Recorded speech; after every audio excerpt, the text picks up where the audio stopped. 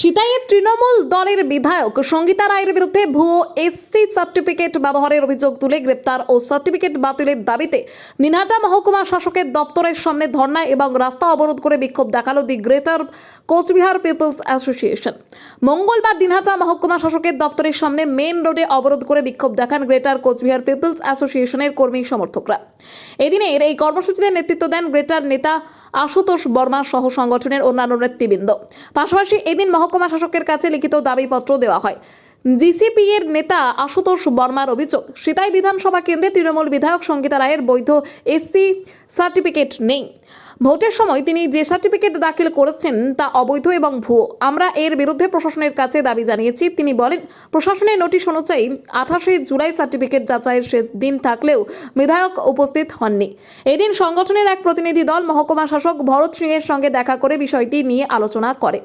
প্রশাসনের আশ্বাসের পর প্রায় 2 ঘন্টা পরে অবরোধ এবং ধর্ণা তুলে নেন আন্দোলনকারীরা। প্রসঙ্গত উল্লেখ্য, সিতাই বিধানসভা কেন্দ্রটি তফসিলি জাতি এবং এসসি সম্প্রদায়ভুক্ত মানুষের জন্য সংরক্ষিত। 26-এর বিধানসভা ভোটে সিতাই বিধানসভা কেন্দ্রে তৃণমূল দলের প্রার্থী হন সঙ্গীতা রায়। বিধানসভা মনোনয়নপত্র স্কুটিনির সময় বিরোধীদের তরফ থেকে সঙ্গীতা রায়ের এসসি সার্টিফিকেট নিয়ে প্রশ্ন তুলেছিল তৃণমূল বিরোধী দলগুলি, কিন্তু তখন বিষয়টি মান্যতা পায়নি। বিধানসভা ভোটে সঙ্গীতা রায় জয়ী হন। এরপর গ্রেটার কোচবিহার পিপলস অ্যাসোসিয়েশনের তরফ থেকে দাবি করা হয়, বিধায়ক সঙ্গীতা রায়ের যে এসসি সার্টিফিকেট রয়েছে সেটি ভুয়ো। ইতিমধ্যেই মহকুমা শাসক, জেলা শাসক এমনকি ব্লক প্রশাসনের কাছেও বিষয়টি তুলে ধরে গ্রেটার সংগঠন। কোনো রকম কাজ না হওয়ায় এদিন দিনহাটা মহকুমা শাসকের দপ্তরের প্রধান গেটের বাইরে মেন রাস্তা অবরোধ করে বিক্ষোভ দেখালো গ্রেটার কোচবিহার পিপলস অ্যাসোসিয়েশন। যেহেতু আমার এই প্রসেসটা বহু দীর্ঘমেয়াদী হয়ে গেছে, তো এই জন্য আজকে আমরা অবস্থান ধর্মঘটের এরকম আহ্বান করছিলাম। তো এইটিও সব করে যে প্রসিডিওর যেগুলো কথা কল, প্রথম নোটিশটা 28শে জুলাই পর্যন্ত সম্ভবত ছিল, 28শে জুন পর্যন্ত ছিল। তারপর আর একটা নোটিশ করছে, সেটা হলো 24শে। এটা এই নোটিশটা অলরেডি চলে গেছে। 24 তারিখের পরে যদি কোনো রেসপন্স না পায় বিডিও সাহেব, এরপরে কোনো রিপোর্ট না দেয় সঙ্গীতা রায়, তাহলে এরপরে সোজাসুজি হিয়ারিংয়ের জন্য এসডিও সাহেব সঙ্গীতা রায়কে ডাকবে। এই হলো ওনার কথা। এবং তারপরে যদি সেই ইয়াতে যদি কোনো সাড়া না দেয়, তাহলে যা আইনানুগ যা ব্যবস্থা সেগুলো এসডিও সাহেব গ্রহণ করবে। এটা কি 24শে আগস্ট?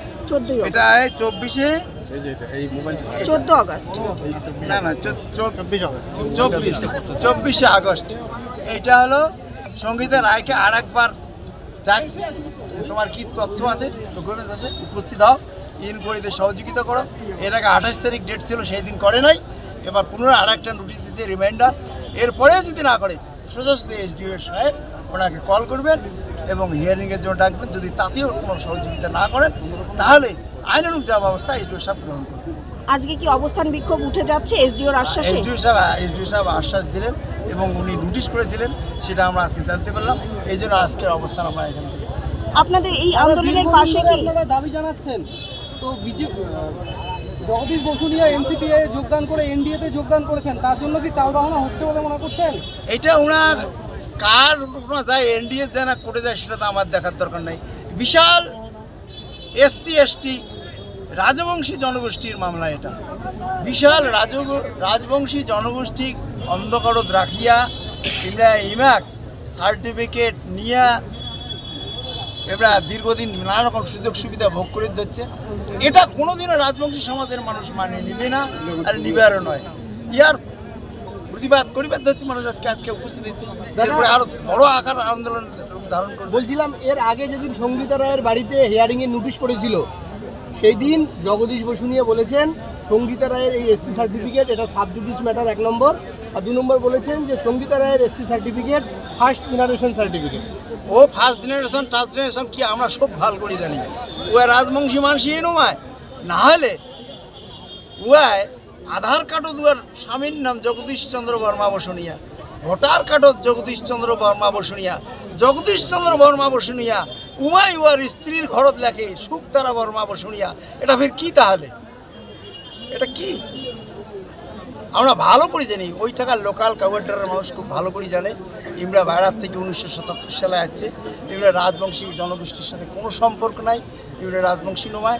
তাছাড়া ইমার যে সার্টিফিকেট খান নিচে ওখানে শনিবারের দিন ইস্যু করছে, শনিবারের দিন কোনো অফিস আদালত খোলা থাকেনি, সেই দিন অফিস খান হুড়ুম করে দিয়ে দেন, কেমন করে দেন? নিশ্চয়ই বলছিলাম বিধানসভা নির্বাচনের সময় আপনি তো বিজেপি সমর্থিত ক্যাডারের প্রার্থী ছিলেন, তো আপনাদের এই আন্দোলনকে কি বিজেপি সমর্থন করছে? দেখো, এটা খালি বিজেপি গ্রেটার বলি কথা নয়, এটা বিশাল রাজবংশী জনগোষ্ঠীর আন্দোলন কয়া খাবি। বিশাল রাজবংশী জনগোষ্ঠী বন্ধ করে থুইয়া উয়ার নামে ভুয়া সার্টিফিকেট বের করিয়া সুযোগ সুবিধা কাও বের করে ধরছি। এটা একটা নিদর্শন।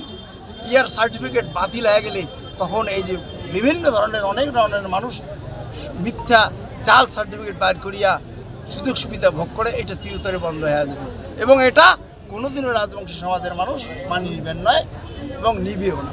তাহলে কি আপনি মনে করছেন যে সেই সময় শনিবার সার্টিফিকেট, তাহলে কি সেই আধিকারিকের বিরুদ্ধে আপনারা নামবেন না সঙ্গীতা রায়ের বিরুদ্ধে নামছেন? দেখো, এটা আমরা কারো বিরুদ্ধে নামিবার চাওয়া হচ্ছি না, আমরা এসডিও সাহেবের দ্বারস্থ হচ্ছি। কি তথ্য, সঠিক তথ্য দাও, সত্য না মিথ্যে দাও। যদি মিথ্যে হয়ে থাকে আইনানুগ যেটা ব্যবস্থা করা হয় সেটা তোমরা করবে। এবং ওরা কথা দিছে যে ইউএস যদি জাল সার্টিফিকেট প্রমাণিত হয় এটা কারো কিছু করা লাগবেন নয়। এসডিও সাহেব নিজে স্বতঃস্ফূর্ত হয়ে উয়ার বিরুদ্ধে অ্যাকশন নেবে। কাদের বিরুদ্ধে? শুধু কি সঙ্গীতা রায় না সেই আধিকারিকের বিরুদ্ধেও সঙ্গে? খালি যায় এই সার্টিফিকেট খান দিছে, যায় নিচে, যায় ইয়ার সংস্পর্শে থাকবে, সকালের বিরুদ্ধে অ্যাকশন নেবে।